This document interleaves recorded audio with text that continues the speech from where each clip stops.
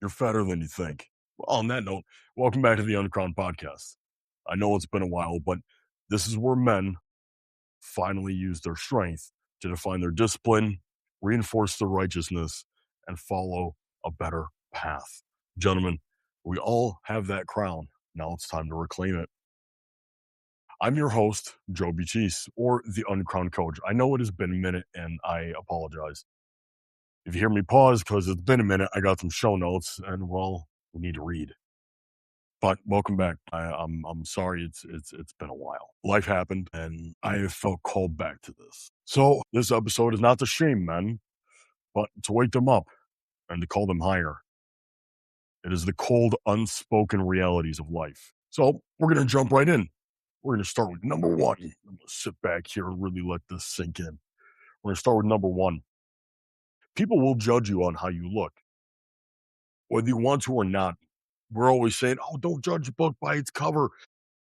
Like we're living in some fantasy, like we're all just happy-go-lucky. We care about everyone's personality. No, what I care about a lot is how you look. Want to know why? Because that shows me a lot. And people will judge you on how you look. There is such thing as pretty privilege. Gentlemen, people will judge you on your physical fitness.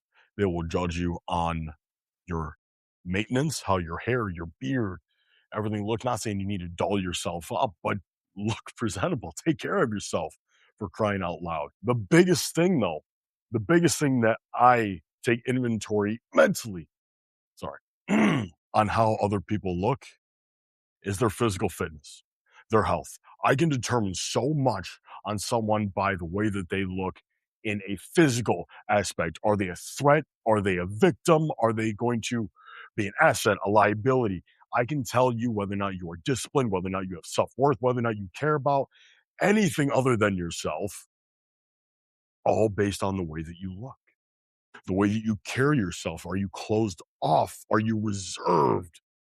Are you open, broad-chested, barreled out, chest high, freaking chin high, staring right in the eye, give a firm handshake? How are you dressed? Are you put together, or do you look like a slob? I'm not saying you got to dress like suits all the time, but that'd be great. Don't get me wrong. But do you actually take care of the way that you look? Do you look presentable, or do you look like you just rolled out of bed and, hey, world, this is me. Accept me. Why? Why should I accept you? Because you don't care. Now, don't get me wrong. Christ calls me to love you, so I'm going to love you as a human being because you are one of God's creations. But I'm sorry. I expect better out of you. You should expect better out of yourself. Hell, why don't we start expecting more out of our own selves? Why is it that I should care more about you? And a lot of people will ask me, well, why does it matter? Why do you care what I think? Because if I'm going to associate with you, again, people judge how they look. I've gotten into so many situations just based off of the way that I carry myself and present myself that I had no business being in. Whether that is $1 million high rises in Chicago or hanging out with other extremely wealthy people that I had no business being around simply because I acted and carried myself in a certain manner. Now, if you don't like that, if that is not for you, okay, that's fine. But don't complain when opportunity doesn't strike your way, right? Because I guarantee you a lot of us, majority of us, we're not billionaires to where we can wear the plain shirt, plain pants, carry about our day, not care. Guess what? When you have that much money, I wouldn't care either. But guess what? They still look put together. The only one that really doesn't care because he's full on dad mode and he has every right to be, and honestly, you can't judge him because this is just part of his character and persona, is Adam Sandler. He's the only one that can rock the bum look, and everyone goes, yep, that's just Adam Sandler. The dude is worth hundreds of millions of dollars. Shut up and sit down. You're not, if we're being honest here, okay? So what can you do so you can present your best foot forward, right? So you can get a little bit more out of life, a little more opportunity, maybe get some of that pretty privilege. Drop some weight, put on some muscle. That's the first easiest thing you can do. And guess what? It's free. It's free. It's free. You don't need a pill. You don't need some special equipment. Losing weight and building muscle is free. Now, to do it more effectively and efficiently, yeah, it helps to have a little bit of extracurriculars and, keep that going. But it is free. Eat less food, eat more protein, move your body. It is that simple. Stop overcomplicating it for the love of all that is good and holy. Stop now. After we've gotten your body right, like shut off the excess body fat, put a little bit of muscle on. You're carrying yourself a little more confidently. You're walking in a room a little more oomph to you. Okay. Learn how to dress. Learn how to actually match some stuff. No, it doesn't mean you're a metrosexual. It doesn't mean you're swinging the other way because you dress and look good and everything. No, it doesn't mean any of that. It means you know how to take care of yourself. There's nothing more attractive, and I will say this, no homo, there's nothing more attractive than a man that knows how to put together a well-piece suit. Three-piece suit, freaking rocking it, tie matches, class matches, metal on metal, looks good. Gold on gold, silver on silver, that looks awesome. Gentlemen, learn how to dress, please. Couple cues for you. I pointed one out earlier. Your metals need to match. You don't mix pearls with diamonds. You match gemstones with gemstones. Your leathers, right? So your boots, your belt, and your watch, those all need to match. Learn how to accent colors. Learn your color wheel. It doesn't take much effort. Best hack I could ever give you, you go to the store, right? You go to Express. I love shopping at Express. You look at the mannequin, you go, cool. That is an already put together outfit by their designers, already set and ready to go. You go, cool, awesome. I want this. You go, you buy it, you put it on, well together outfit, boom, perfect. Next, beard, haircut. Go to a barber, invest in a bar. Oh, but it's expensive and times. Okay, cool. Don't skip out once a month at least, because you can trim up the beard by yourself. You can figure out how to do that. That's fine. Go to a good barber. Have a good barber that you go to consistently so they know your hair, your face, what you like, how you look, all that stuff. Cut you up nice and good, make you look good, feel good. Yeah, ready to tackle the world. Guess what? Now you got a better body, better outfit, better haircut. You are walking again like a confident man. Women are going to take you more seriously. Business owners are going to take you more seriously.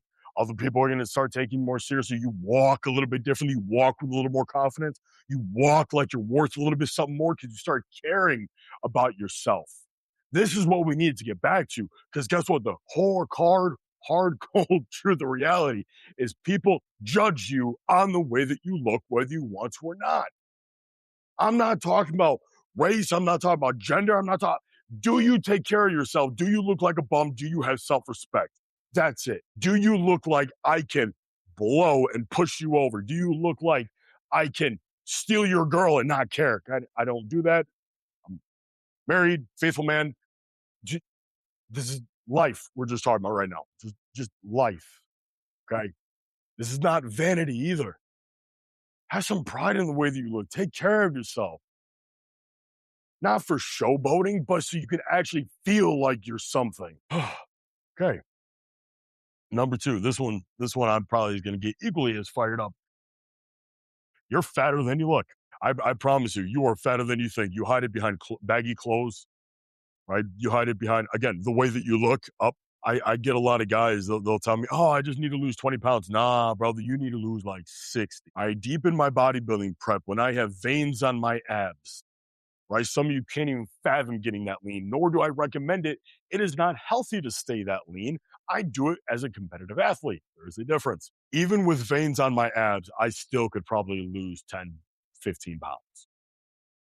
Right? You're going to go, where? Guys, fat accumulates everywhere, on your feet, on your hands, in your arms, on your face. You are fatter than you think. Stop thinking that you're walking around, you're 240 and you're 5'9", thinking, oh, maybe about 200, I'll be okay. No, sir. No. Unless you are going to put on that much equally in muscle, I guarantee you shred all that weight off, you're going to be about 160. With a little bit of muscle, 180. Let's be realistic here. Stop lying to yourself and put in the work. Because guess what? Lying to yourself is not going to tell your heart all of a sudden to become healthy. Lying to yourself does you absolutely no good when the doctor says, hey, you have pre-diabetic diabetes. That doesn't matter. No one cares about how you think you are. What matters is what's actually true, how you actually are not 20% body fat. You're actually 35% body fat. You're not 7% body fat. You're actually 13, 15, 18%. Stop lying to yourself. You're doing yourself no justice, guys. Seriously. I promise you. Do an honest inventory. I'm telling you, you can't change what you refuse to admit. And this goes for anything that we talk about here in the Uncrowned. Okay. Number three, this is a newer thing that I have a really hard time understanding is I can do it alone. I'm a lone wolf. I'm a Sigma male, whatever they call themselves now. I don't know why I did the T-Rex arms. I'm a Sigma male. Stupid. Stop. No successful man has ever made it alone. You're not cool. You're not, oh, Mr. Tough Guy, I made it alone. Dude, even Rocky Balboa, one of the most BA boxer movies in history. He always had someone. It was a mentor, a partner, a trainer, something. He always had somebody. So you're telling me you're better than Rocky?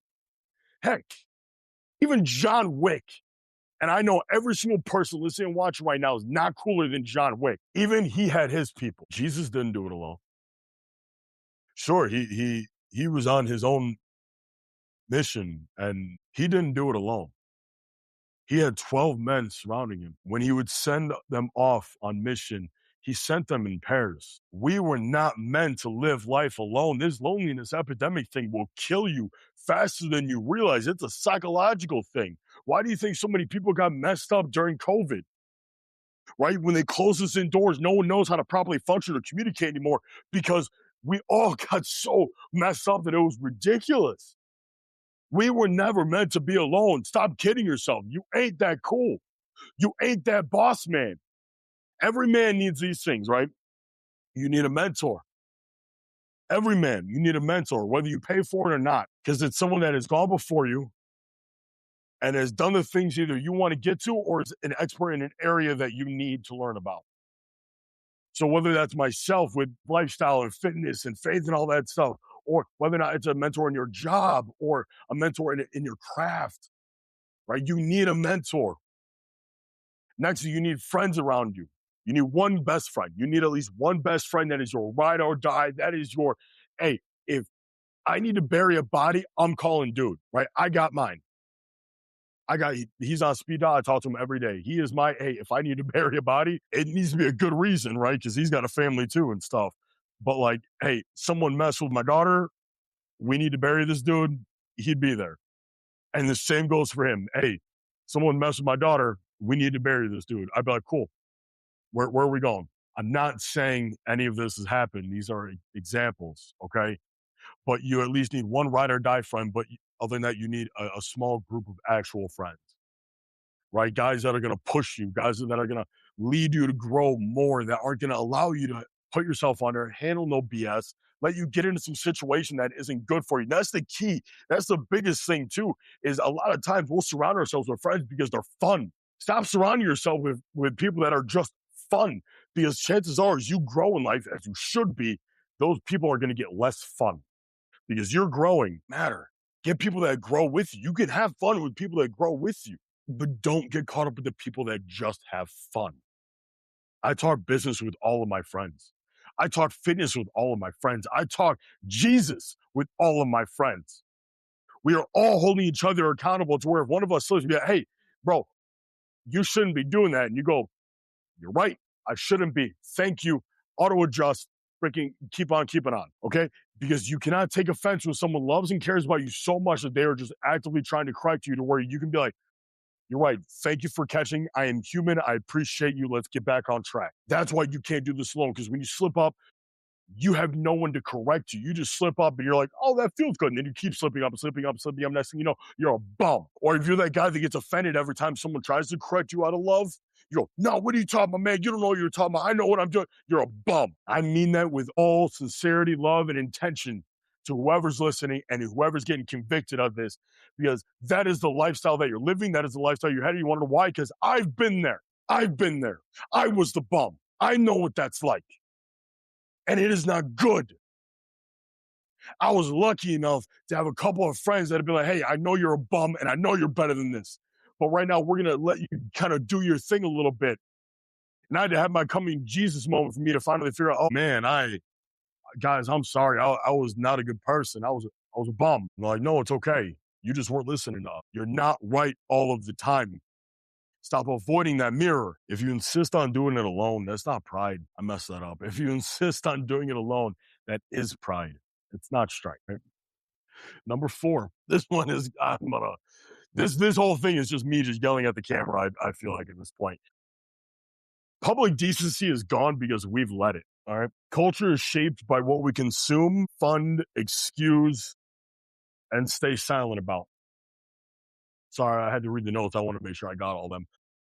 My biggest pet peeve is when I'm at the store and someone is 3 inches behind me without saying a word, and I turn around and they're like, and they reach, and they grab what they need, and then they scurry off on the way like nothing happened. Like, oh, cool. I thought we were adults so that we can use our voice and we could say, excuse me, please, thank you. Or at least the Midwest, let me get right by you there. Oh, let me squeeze by you. Nothing.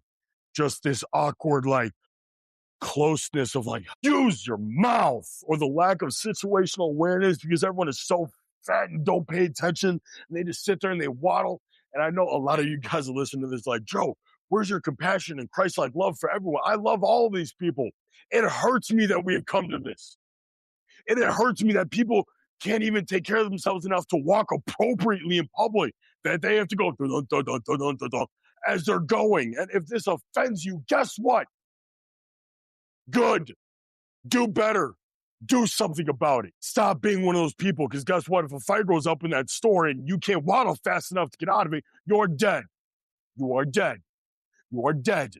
Your family is gone with you because you can't get them to safety. These are hard truths that people need to hear. These are hard, loving truths, because if I didn't care, I wouldn't be saying it. I'd let you wallow in your own filth and fat and just disillusion. Now, there is a loving way to say all these things. I know. I get that.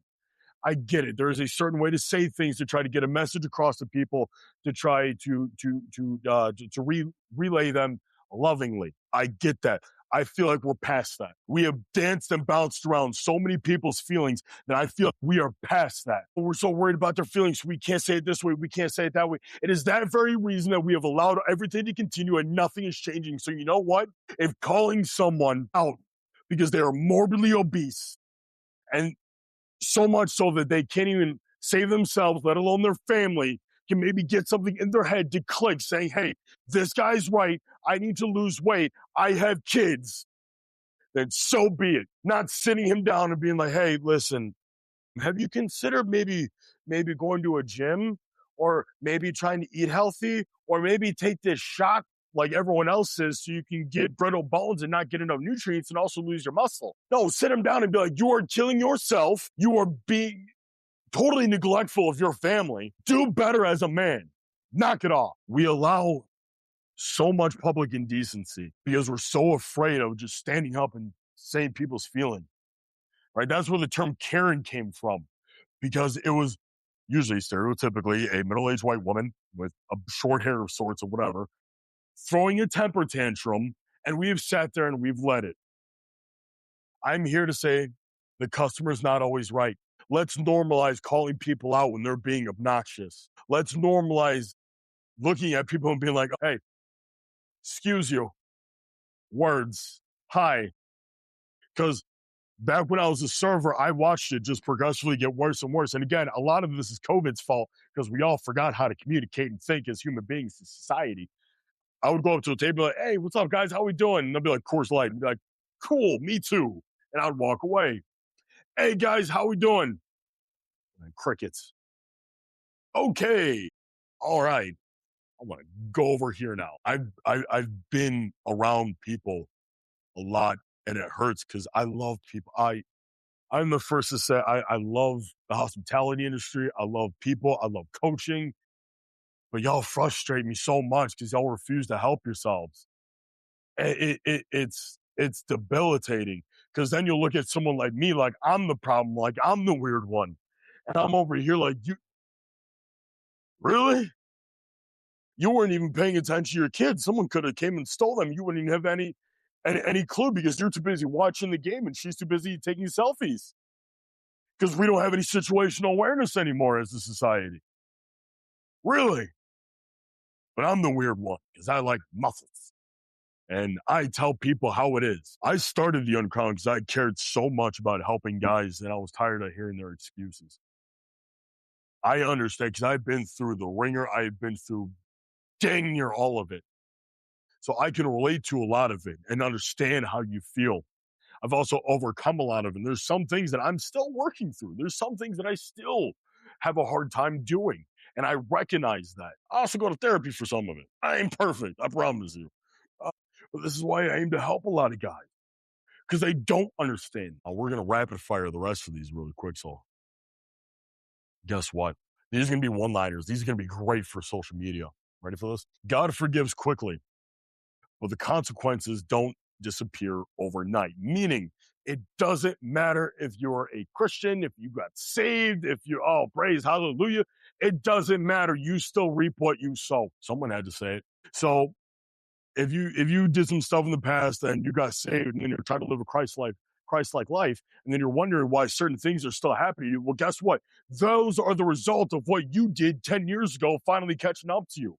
Or guess what? Even if you're Christian and you still do some bad stuff, and then you're just reaping what you sow, he's a just God. He is a just God. And no, some things in life aren't fair. Sarah, I'm talking to the men here. Sam, it's not. Sometimes life just sucks. We live in a fallen world. It is what it is. But it's how you respond to it and not react to it that will define you as a man. You cannot outlift a hidden addiction. I have this conversation with more people. I work it off. I work it off. No, you don't, Derek. I promise you, you don't work off the 4,000 calories of shenanigans that you just shoved down your face hole. Good luck. But my fitness watch says that your fitness watch doesn't know jack diddly squat. It's not calibrated correctly. And the human body is way too variable for that to be anywhere close to accurate. Stop it. Please, as Michael Jordan would say, get help. Hire me. Do your own research. But, excuse me, don't use that as an excuse. Most people care more about your reliability than your excuses. Same concept. I don't care. Do what you say you're going to do. We live in a time, right?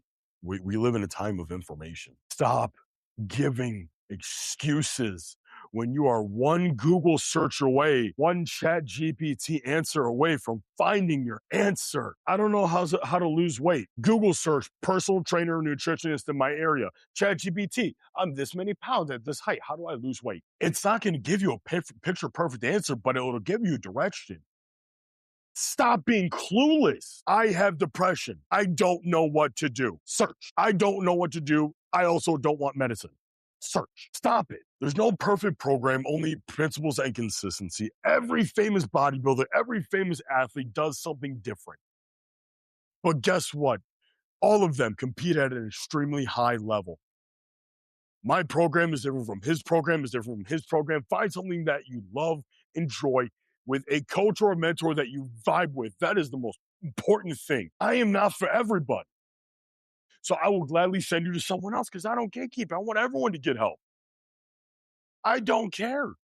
You might be more comfortable with a female coach, even as a man, and that's okay. But you are seeking to improve, and that's what I care about. But if you are going down this road, the best thing for you is to get someone that you know, trust, and can vibe with, that can write you a program that you're going to enjoy, because what you enjoy, you'll stick with. If someone tells me, hey, I don't like eggs, I'm not going to program in eggs in their meal plan. They're going to fail, right? If someone tells me that they have a nagging shoulder problem or whatever, and I program in 3 days of overhead presses, they're going to fail. If someone says they need gentle encouragement over brash honesty, and I'm sitting there going, why aren't you doing this? Do better. You are failing yourself. They're going to fail. But if you do something and you pick it and you work with what works that you like in your own head and you do it consistently enough, you don't have a choice but to keep winning. You don't have a choice but to succeed. Average is the default if you do not actively resist it. Same thing as every action is, no action is still action, right? No choice is still a choice. If you don't do something, you are no better than anyone else. You can't want big results for mediocre effort. I'm not going to say much more on that. Now, the last part is responsibility over resentment. I want to come to an end with this, okay? These truths were not meant to stir up hatred. These truths were not, some of them may bring some shame. I recognize that. The goal was to awaken something in you, stir something, whether it's how you look, how you feel, how you act or perform, how you walk about in society. Really, it was meant to call you to more. It was meant to stir up that intestinal fortitude of like, you know what? You're right. I'm going to be one of the guys that actually does something about it. I'm going to be one of the guys that actually sets an example of what to do, and as opposed to being the example of what not to do. Okay. Taking responsibility of your own life is free. It is, because then you are in control of everything. It's not his fault. It's not her fault. It's not the government's fault. It's not my kid's fault. It's not my partner's fault. It is 100% your fault. And now it is your responsibility. But guess what? As soon as that happens, now you can do something about it. So I hope you can take that responsibility so you can actually get up and do. Now, yes, I offer a program. The Uncrowned Reset is the 7-day free reset that I give out to everyone. So you can take a little audit and inventory of how you're doing. You can get that in the link in any of my bios. If this spoke to you in a more serious manner, I offer coaching, but I'm going to tell you, not everyone is accepted. If you're the one that gives me excuses 9 times out of 10, if you don't do what is called of you, if you are way too of a beginner to where you are almost hopeless because you can't even drink your water or take a shower appropriately, chances are I'm going to baby step you in until you're ready for the transformation program. It is not just a fitness transformation program. It is a lifestyle transformation program to basically take what you've been doing, reset you over 12 weeks, and put you on a different path, a path that you can actually be proud of. Okay. And that is the uncrowned standard. We're getting back to it, gentlemen.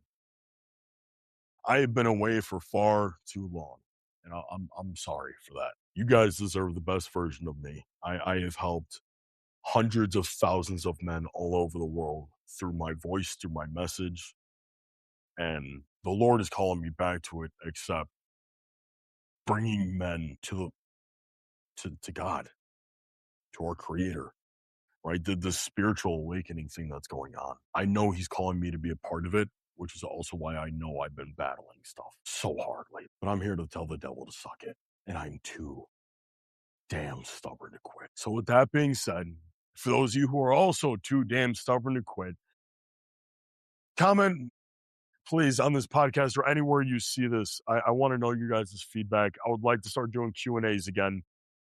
I'm going to start doing 2 podcasts a week. I don't care. Somehow, some way, I will figure that out. I will get you guys the messages that you have been missing for the past 3 years, it seems like.